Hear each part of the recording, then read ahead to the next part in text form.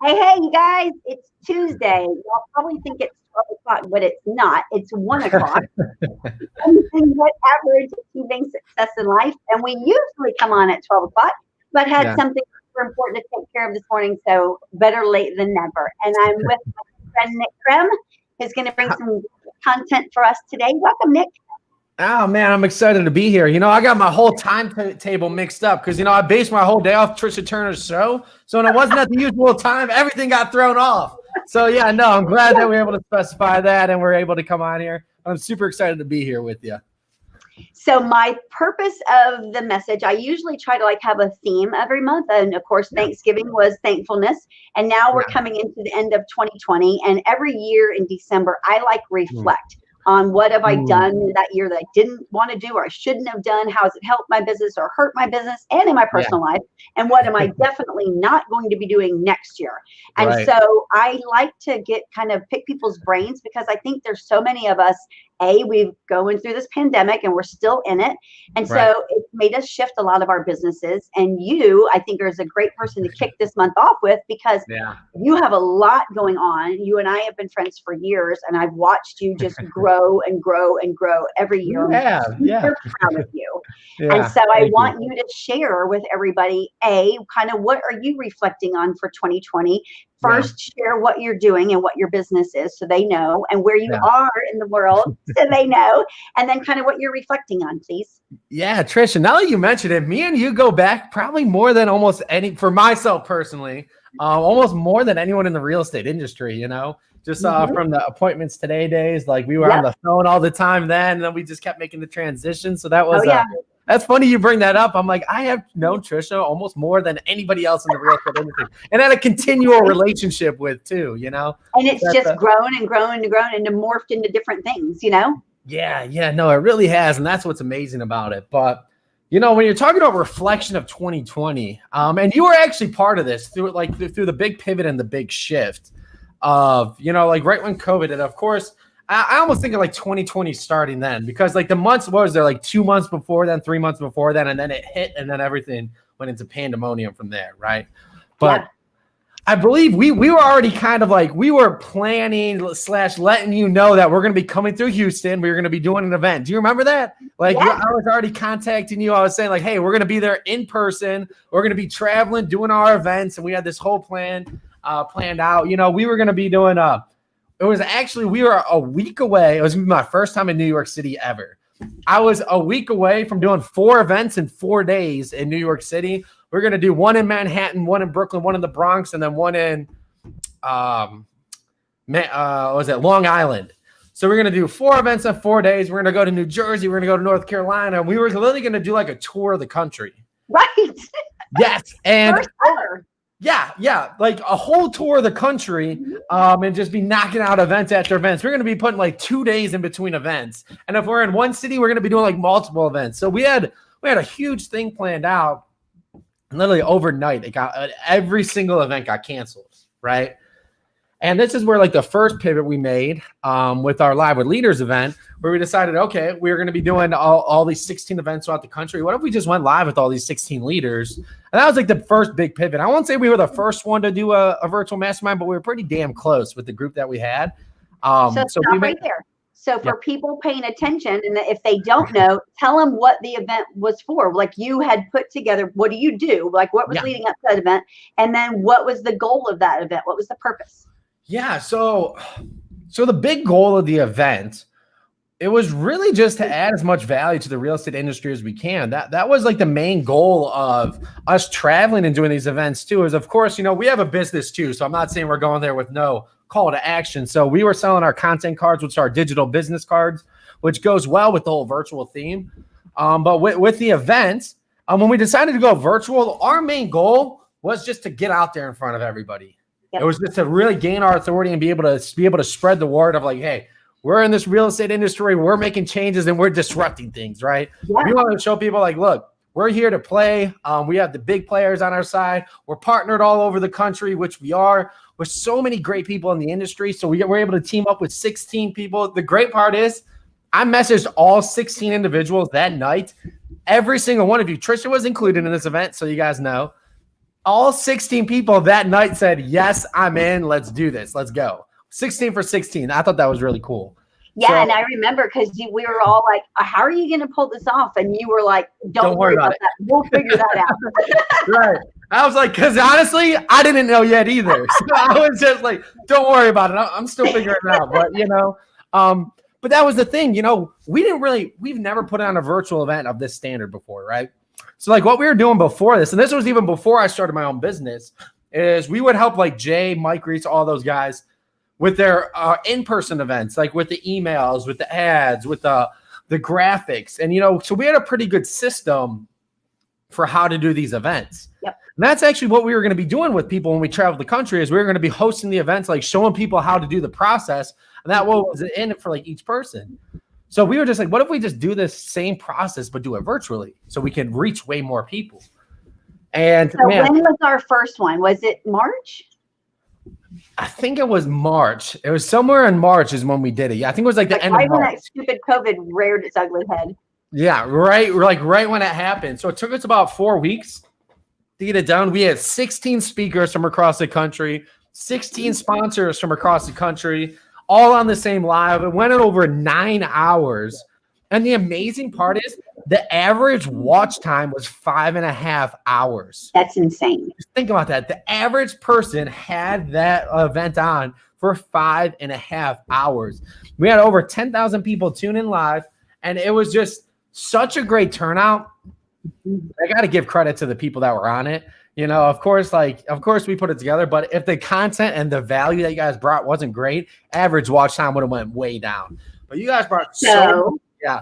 When you did that, so when you think about it, like before COVID, you kind of had a lot of your year mapped out because you were going to be traveling and doing these events. Well, then when that hit and you, like you said, pivoted like right away, it wasn't like, oh crap, we're not going to work. It was like, oh crap, what are we going to do? Because now we got to work differently. That's all. And so you figured it out. So then that was the first one, and that was such a huge success. Then what have you continued to do? Yeah, so that's a great question. So like you said, there was just a pivot. We didn't even know if it was going to work. We didn't even know how to do it yet, but we just knew what the next step was. We knew it was virtual. And what we found out was like the presentation and everything, all that hard work that we compiled to make that event happen, we figured out a way to systematize it and continue to reproduce it. So from there, we were able to host, I think, 4 or 5 more of those same virtual event types, maybe even like 5 or 6 more of those virtual event types, but also be able to turn that into like mini shows for each individual agent. So now we're able to take that same concept of like the intro, the overlay, StreamYard, like being able to do it all these places and help people go and like do this for their own purposes. And we've really just taken the whole virtual identity by storm of figuring out ways of how can we take as much of this off agents' plates so they can still do what they're best at, which is staying in front of people and still doing like Zooms and virtual things. But really we made that transition of realizing that virtual is the future. A lot of companies knew that virtual was coming and they were making a slow transition and they were like, oh, in 4 or 5 years it was going to happen. COVID hit. Everybody was forced to like fast track it from 5 years to 2 months. Right. So if I'm understanding this correctly and interpreting this right, COVID was kind of like a blessing in disguise for you because look what it's done to your business. Yeah, it was a blessing in disguise. And I will say this business wise, I do want to make that clear for everybody out there. For business wise, it was a blessing in disguise. And I think it also was for a lot of companies out there too. Being able to become more efficient and be able to make because one of the hardest things for people to break is habits. Right. A lot of times people are stuck in habits that aren't virtual. That it's like, okay, we have a new tool to make things better and more efficient. But like, but it'll take me a couple weeks to get fast with it. So I'm just going to stick with my old ways. Right. Yes. With COVID, that wasn't an option. You had to do it this way. And just a quick stat, my uncle, he's like a branch manager at FedEx here locally. We were asking about like what's the changes that happened with COVID with them there. He said, well, we're doing the volume that we were like projected to do in 2025. So I thought that was interesting because people are not just, everything's going virtual, but people are making more buying decisions online at a higher volume, at quantities higher, right? So it's just thinking about the same way with real estate. People have more trust online because they're forced to trust online. People are making more buying decisions online, which also translate to the way they buy real estate, the way they choose an agent. because I had to stay inside. I'm forced to make my who's my authority online. So it's so that's when we realize it's like, well, what are agents doing online to really make themselves an authority? Like people might sell more homes and be more of an authority, but if I don't see that, then you're not an authority in my eyes. I can have a know nothing new agent who posts a bunch of videos who looks great, and I'll be like, oh, that's an authority figure. Yeah. And so before COVID, when you had your goals and this year mapped out for you, and then it changed dramatically. If I'm thinking about it, it's like, okay, if you were going to go do all those live events, that's really time consuming. You're traveling.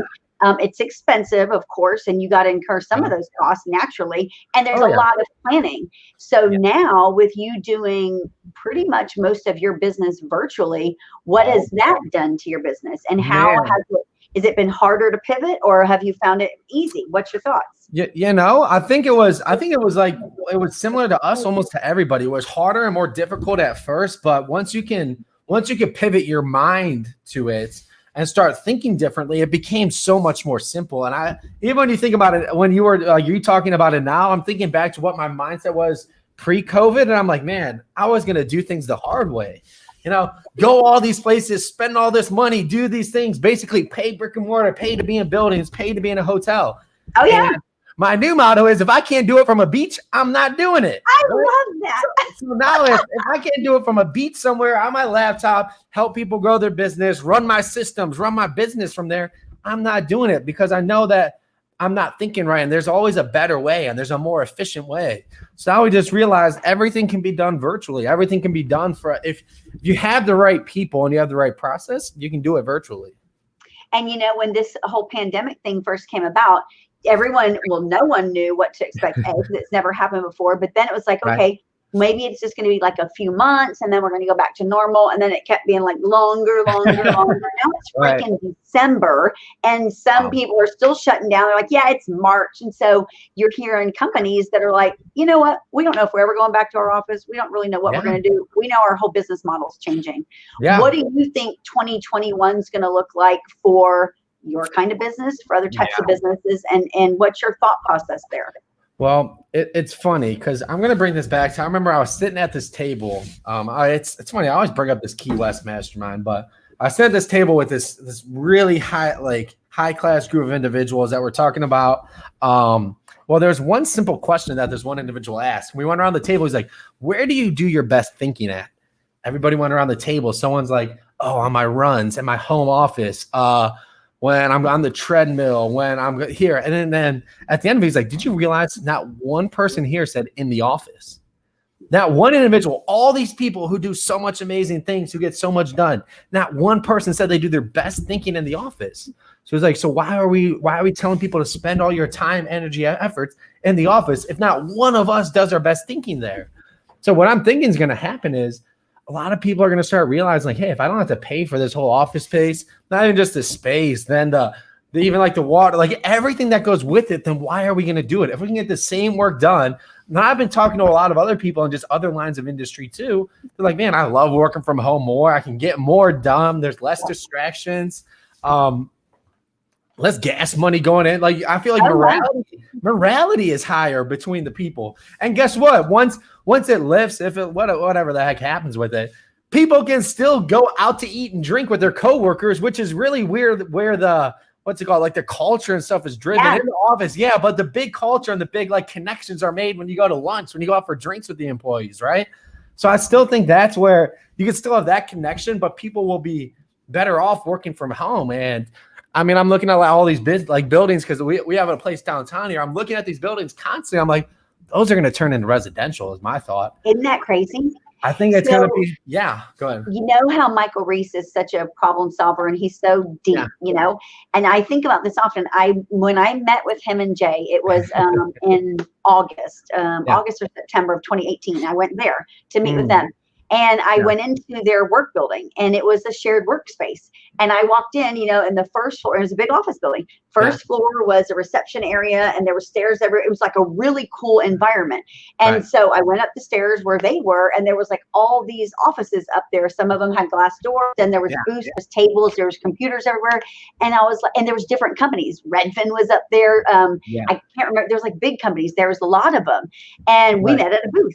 And they had rented this booth for our conversation. And then when we moved out of the booth and we went over to a conference room, they had rented that too. And so when I was leaving, I was there for about 4 hours that day. And when I was leaving, Michael walked me downstairs and we were talking, and he was like, this is the way of the future. And I was like, what are you talking about? And he's like, that brick and mortar thing is going to go away, because I have a brick and mortar, right? And I was like, you think so? He goes, look, Dallas is ahead of people. He goes, what we have here, that shared workspace, he goes, I see it coming. I see it's going to be the way of the future. He goes, nobody wants to pay these big exorbitant amounts of rent, but when you've got a shared workspace and all these other companies, we're all like partners in this building. We all are paying one receptionist. We're all paying for one coffee area. We're all paying for one bit of supplies. We're all contributing. And I told him, I was like, that'd be a really cool concept. I'm not seeing it yet in Houston. And I'm not per se yet here. It probably is. But oh my gosh, that is such a cool concept, especially now, because like your industry and what you do and creating content and helping people grow their business, you can do. And I believe most businesses you can do from anywhere, but there's still that small percentage of people that they really feel like they have to come into the office, And for me, it's like, I want to be able to give people both, but I don't want to pay this huge monthly rent, Right. So I'm like, I want to find people that want to partner up in other industries or companies, whatever, and let's do it together. Yeah. No, you're 100% right. And I think it is, like you said, it is a combination of both, right? Because some people do feel that need to come into the office and still have that environment. And I know that's why some people are like, I can go into work twice a week and then I work from home the rest. Or like they have like different schedules and different things set up. But I just see it happening where businesses are always looking for ways to become more efficient, to cut their overhead, right? And to really figure out how can I be more efficient with the same amount of people. So I think that's why what this forced people to do, it forced companies to take their 5-year plan and do it in a couple months. How much more efficiently, how much more technology can we get in? How many more systems can we bring online? The companies, here's the thing. The companies were ready. The people weren't. The people weren't ready to make that huge shift because, you can't teach an old dog new tricks is like an old saying, right? And when somebody's been doing the same system for so long, when you tell them like, hey, now you got a virtual contract, right? Let's think real estate. When you had a virtual contract, you're like, why would I do it virtual? You get pushback. I don't have to do this, yada, yada, yada. But then you realize, wait, I don't have to have everybody in the same room. I don't have to have all these things happen. I can really just do it from wherever. Now people were forced to do virtual contracts in a bunch of places. And then they started to realize like, hey, this isn't so bad. This is easier than maybe doing it in person. So I really think a lot of the things that have been happening during COVID, for businesses, it was for some businesses, it was a blessing in disguise because they made some of the employees and people who have been doing things a certain way for so long realize that there's a better way. Realize that technology isn't there to hurt you. A lot of times it's putting technology in the hands of realtors to make their job easier. We're not trying to replace the realtor. It's what can I do to make your job easier? Well, and if you look back like over the history of time when like disruptions happen, like think about even Amazon, when Amazon like broke through and they were like this online store, first they were this bookstore and then they blew up. Now they're like in every industry. But you know what, for years people were like, and I heard it from like my own dad, where he was like, I can't believe you buy stuff from Amazon. You're putting the little people out of business. And I was like, look, I can't help the little people.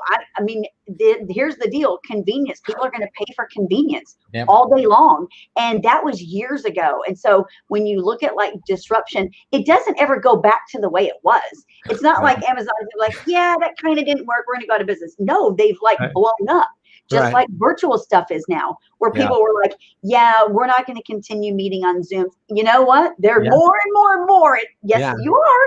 Yeah. And I was just talking to somebody else too, about realizing like the huge value of social media. Like I know you have, which is why you do these lives. You do these other things of, somebody was about to do it there. Let's just say it was in the tens of 20s of thousands in like radio space, ad space, and like TV space. And I'm like, man, look at what we can do social media wise and like get the same result. You know, like looking at the numbers of like what the conversion was there versus what the conversion was here, which in some places was higher. I'm not saying like not to do some of these avenues, but it's really thinking like, where are the people at? Where's the bet? Like, where are you spending your time? Where do more people spend their time? Let's face it. Even when we say TV, more people, I don't know this for a fact, but I know a lot of people are on Netflix, Hulu, Disney, like now Disney's out there. So it's like, and guess what? They don't have commercials, or if they do, it's their own corporate sponsors. So like, you're not getting the space there. And even radio, I'm never like, all right, I guess I'm more of new school, but I don't listen to radio. I got my phone. I got my Apple Music. I got all of that. Guess what? I don't have that radio space. So I'm not saying that stuff doesn't work, but there's a newer, more efficient way to do it. And that's through Facebook, Instagram, YouTube, podcasting, emails, LinkedIn. Like there's all these avenues here at our fingertips that more people spend their time on. And it's just, again, what's the next way? And I really think creating content, being on every platform, and it's basically creating your own TV show. That's what we have right here, Trisha. It's our own TV show. Yeah. And like what you saying about radio used to be such a big thing for advertising. And like you said too, I agree. Some avenues of radio are still listened to, but for the most part, like when I'm in my car, if I'm not on my phone, which I am most of the time making it home, I'm listening to some content. I'm listening to a podcast. I'm listening to something on YouTube. It's something to grow my brain. It very rarely is it. I don't think it's ever the radio, because then if it's not content that helped me grow, it's music that I have downloaded. On your phone. So there's no commercials there. And you know why? It's because of convenience. Because I want to listen to the song I want to listen to when I want to listen to it, without the ads, without any of that. So that's what people like. You broke it down perfectly. Why is the internet so great? Why is Netflix so great? Why are some of these apps so great? Let's look at Uber. What did Uber do? They made it easier to get a ride anywhere you want, and they made their app the easiest to use. What do you do when you go to Uber? I type in an address and I hit send. I'm done. Where do I want to go? I want to go here. They already had my pinpoint, like my location pinpointed. I literally type in the address. I want to go to Trisha Turner's office. Go. And and I got a car picking me up, right? What do I do on Netflix? I want to watch this show. I type it in, boom, it finds it. I watch it. Like, that's why people will pay for the experience. People will pay for it to be easy. You know what? I actually read a report this morning that it said people in the age group that you're in, they're looking to move inner cities. They want to be close to where the hustle and bustle of the city is. And then when you track the buying patterns, you're finding less cars purchased. You're finding that's where Uber is highest usage is. And everyone's searching by walkability factors. They want to be able to walk to the bar. They want to be able to walk to the restaurant. They want to be able to walk their kids to school. They want to be able to walk to the store, walk to the gym. They don't want to get in their freaking car. They want to Uber somewhere a little bit further, and that's it. And that's so crazy. I just read that this morning, and you're agreeing with that. You're like, yep. Oh, 100%. Like if you see like where I'm at right now, I'm in Cleveland. I'm in smack dab the dead center of Cleveland, because I can walk to the Flats in 3 minutes. I can walk to East 9th in 2 minutes. I can walk basically, if you name a place in Cleveland, I could walk there in under 10 minutes. And that's exactly why you pay extra for that convenience because of where you live. 100%. Yeah, I 100% do. No, it did not matter whatsoever. We paid extra for the view that we have here, which is actually great with the Christmas lights that are out here because they have the whole lighting. Great view of that. But yes, we paid more for the convenience of it being downtown. One, for the view. Obviously, like the view is always big whenever you get somewhere downtown. But also because of the convenience. Because like when I say smack dab in the center, if you look Cleveland up and you just point like, oh, that's the center, that's probably right where I'm at. And that's why we wanted it. We didn't want to be on one side, the other side. We wanted to be able to walk anywhere and go anywhere at any time and not have to take the car out whenever we do it. No. So now, because, and again, I think I agree with what you said, where COVID has actually like fast forwarded so many things in our personal lives and in our business lives. And we're just doing things differently now. And then, so as we're now coming up on the end of 2020, looking at 2021, how are you shifting your business, or where are you going deeper with? What are you changing? And then what would you advise others to do? We're doubling down. We're doubling down with our efforts. We spent a good amount of this like 2020 really invested in the processes, the system, what works, what doesn't work. And really we dialed that in, and we're doubling down on our virtual efforts because now we know it's never going to go back. The way that like when people's buying decisions went forward, they don't go backwards. They went forward with making more buying decisions online. They went forward with trusting more online because they were forced to.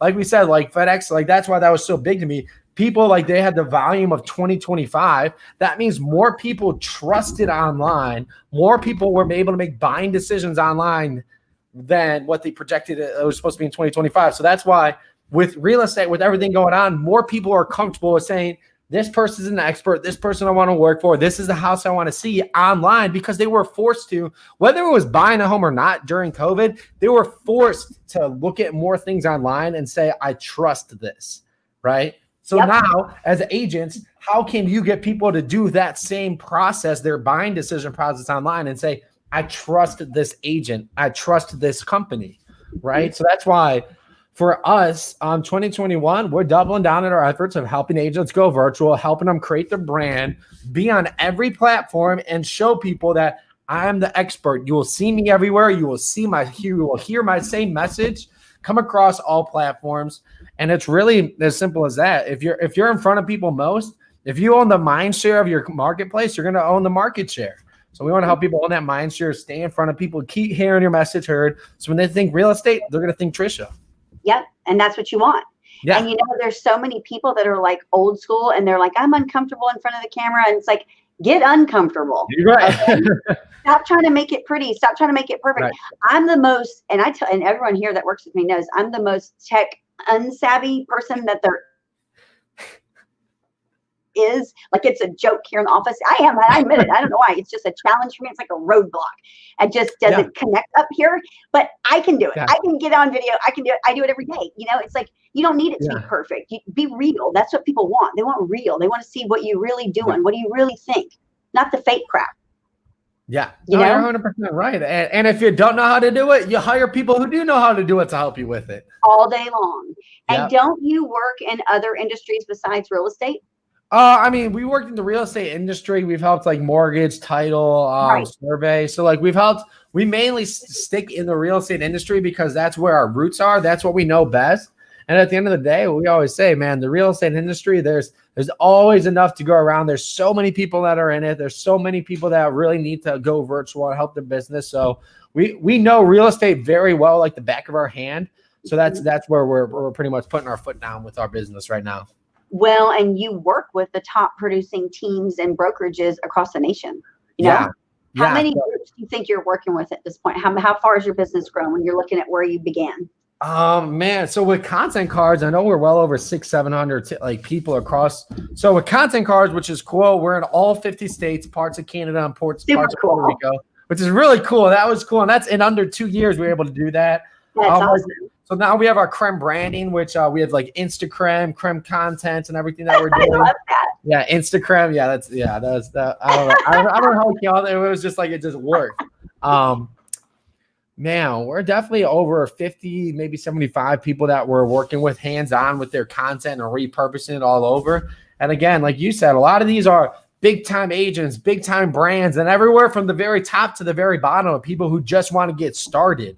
That's what's great about, like, I know you know this. What's great about a system and a process is you can plug people into it and it works just the same.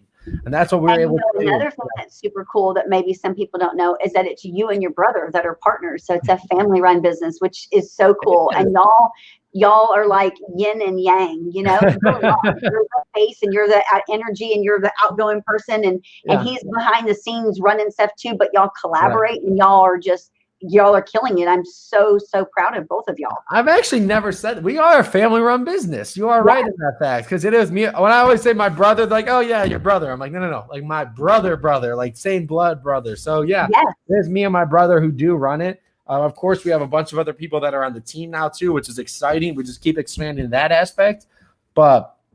But you know what, Nick, when you look at like the history, especially in real estate, if you look at like the history of the top producing teams, top producing brokerages, there's two of them.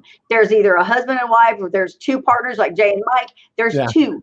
And so when you have that, like you have, it's such a blessing, Yeah. huge blessing. Because when you're running stuff solo, like I have to do, it's like, holy crap, man. That's why I appreciate our group so much, our collaboration group, because like, they're my partners, you know, Yeah. and I don't have that in-house. And I value that more than anything in my business.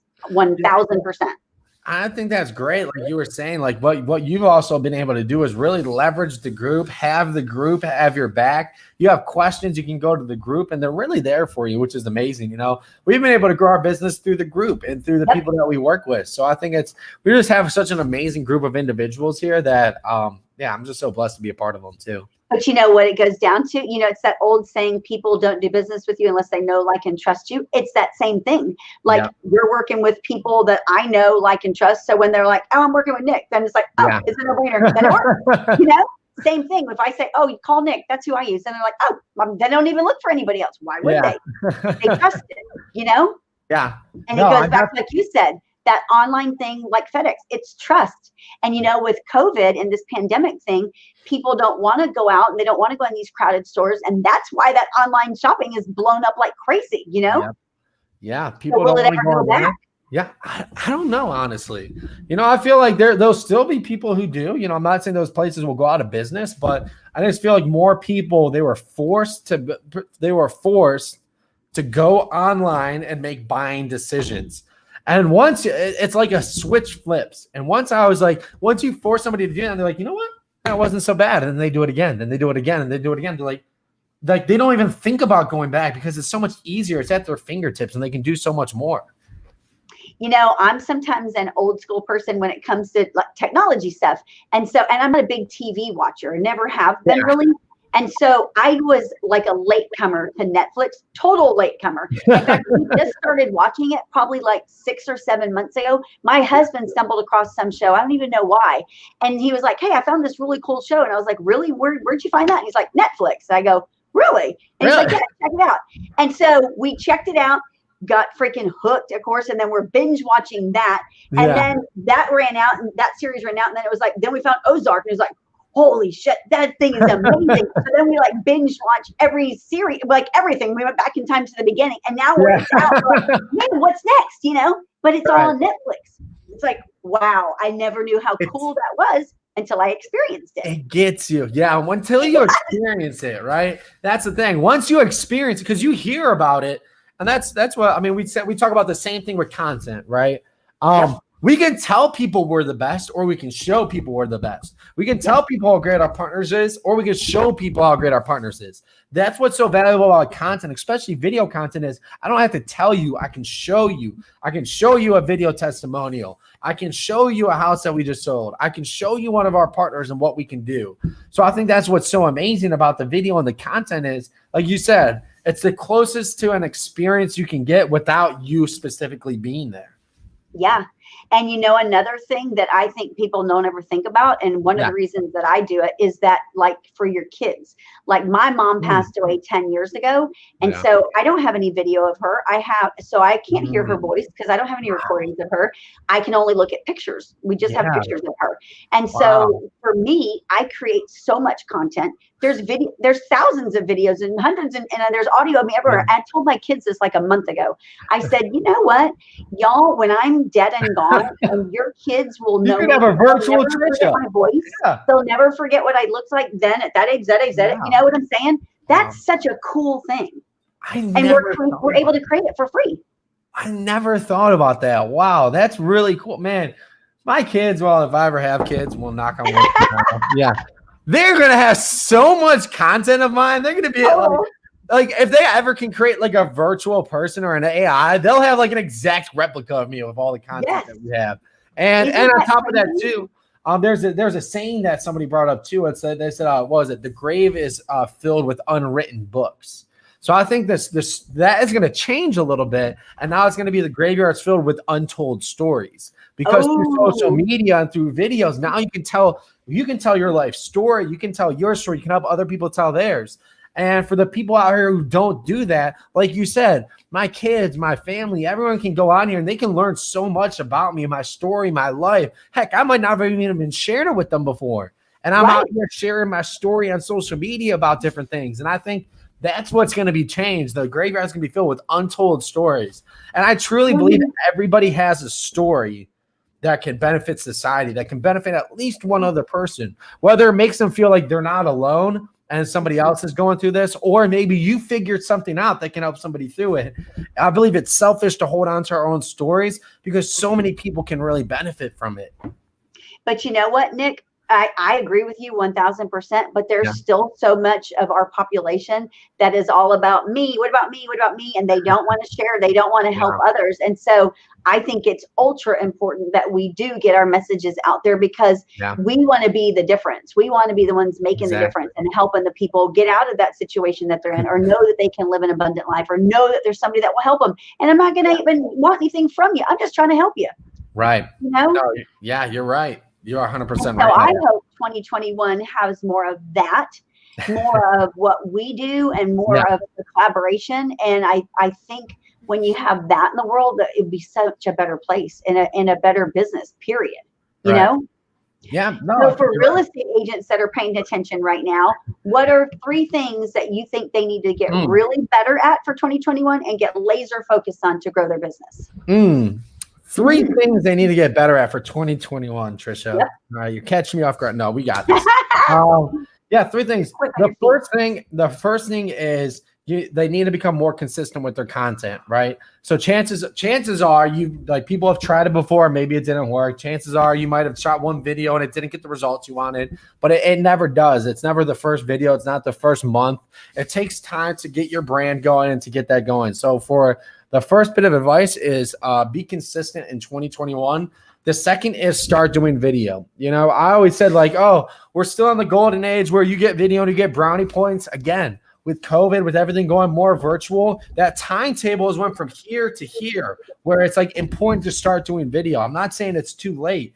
We're nowhere near it being too late, but at the same time too, start doing video, because with how much more people have been forced to go virtual, that timetable has went from 2025 till maybe 2021 where you got to get started. So start shooting video. And the last one is, I guess don't underestimate the power of social media with everything. Again, with that timetable coming shorter, a lot of times I've been seeing it happen more and more often. I've been talking to more agents, and that's a big reason why some of these bigger agents are starting to come to us too, is because they're losing deals to these people who haven't sold anything. Right. And the reason is, these people who haven't sold anything are crushing it with their videos and social media. So people think of them as the expert. So I don't want y'all to waste all that and all that time y'all had to become an expert, all those deals you've done, all that notoriety because you're not on social media. Do not underestimate the value of social media. You might not be even to get in the same door as some of these people because they'll go online, they'll look at your virtual resume, which is your Facebook and Instagram, and they'll be like, yeah, you don't do anything. You do no business. So they won't even give you the time of day. So do not underestimate the power of social media. And again, those people's buying decisions are more online now more than ever. So if you're an expert, let us help you show people that you're an expert, or just go out there and start shooting your content too. What's your thoughts on, just for my own curiosity, what's your thoughts on direct mail and the future of direct mail, postcards, newsletters, things like that? What's your thoughts? It's still valuable, it's always a land, scene, air approach. Yep. It's always making sure I'm going to stay in front of people as many different ways as I can. Direct mail is still very much alive. Email is still very much alive. Social media is very much alive. These places are all great. If you just do one, you're going to lose out to somebody doing 2. If you just do 2, you're going to lose out to someone doing there's not just one effective way to do business. So I think direct mail, it's still very much alive. There's still different valuable ways to use it. But then again, too, when you have the strategy of, all right, so here's the message we're going to use for our direct mail, and that's going to get followed up with an email campaign, and that's going to get followed up with our social media, and it's all tied together under one brand, that's when you can really see every single one of those become even more effective. Isn't that force multiplier? Yes, it is. You got it. You got it. Hey, so when you look back at your business from this year, because I do this every December, is there any one thing that comes to mind that you're like, man, I wish we wouldn't have done that, and that you cut out? I wish I wouldn't have done that. Yeah. Something that just really didn't bring you any value, not that you thought it was, or maybe because of what happened? I think, as crazy as it sounds, I wish I would have spent more money on my business in 2020. I wish I would have taken some of those times where I'm like, well, I just don't know if this will work, so I put it aside. At the end of the day, no matter, I look back at my investments and everything we did. Every time we invest, we either got close to our money back or we did get our money back and then some. Like the amount of times that we like looking back on it, like investing in attention. Because there's a graph. I was at one of the or it was actually my brother was at this 10X, and you were at that 10X too. That 10X conference with my brother, my cousin, I think was there, and they met you guys. Yeah. One of the graphs was every time Grant's attention went up, his money went up. Like it was almost like a 1-to-1 graph, and that's when we realized where attention grows, money flows. Yep. So anytime we can invest in attention, we know our business is going to be able to grow from there. So if anything, I wish I would have spent more money on attention, even though we spent a majority of our money on attention. Right. I think that we could have just done more earlier on before our shift in mindset. So if there's anything, spending more money and just gaining more attention for our business and our brand. I think that's wisdom. Yeah. You know? Yeah. That's what I think it is. Because I'm the same way. I look back at stuff, I'm like, I think that's that inner voice where we're like, where you're not like 100% sure you should be doing it. So it's like, I'm just going to kind of test it. And then you look at it afterwards, you're like, dang it, why didn't I go all in? Why did I second guess myself? You know? Yeah, you're right. It was just going all in on everything that we were doing early on. Just like branding wise, getting in front of people and just doing things that aspect, because we turned down some different like sponsorship opportunities, and I'm like, no, we shouldn't have done that, but it's all good. Looking back on it, we did bring in a lot too. We did say yes to a bunch, but I'm just looking back on it like, yep, you could have said yes to every single one of them. That's right.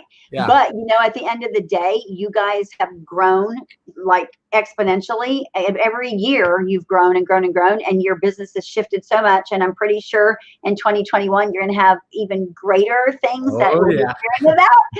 And I can't wait to see and hear all about the stuff that's coming. So for agents that are watching, or any business owner or anybody that's wanting help growing their business, how can they find you? If you just go to nickkrem.com, you see my name. It's just my first name, last name.com. You can find everything that we do on there, from free training. We have a bunch of free real estate training, whether it's about actually buying and selling. And that's where we leverage great people like Trisha for a free training. We have free virtual training. We also have all the different products and different things we do on there. Just go to nickkrem.com. You can figure out everything that we can do for you. And of course, with your digital business card, they can schedule a call too, right? Yeah, they can schedule a call. If y'all want to talk to me individually, you can schedule a call with me right on there. Like I said, every one of my links from schedule a call, training, products, social media, videos, podcasts, everything's on nickkrem.com. You can find it all there. I love it. Thank you so much for kicking off December with me so we can help everybody grow their business. Yeah, no, Trisha, thanks for having me on. It was a great time, and I always love tuning into these. Now I love being a part of it as well. Of course. You guys have a great day. We'll see you soon. Bye.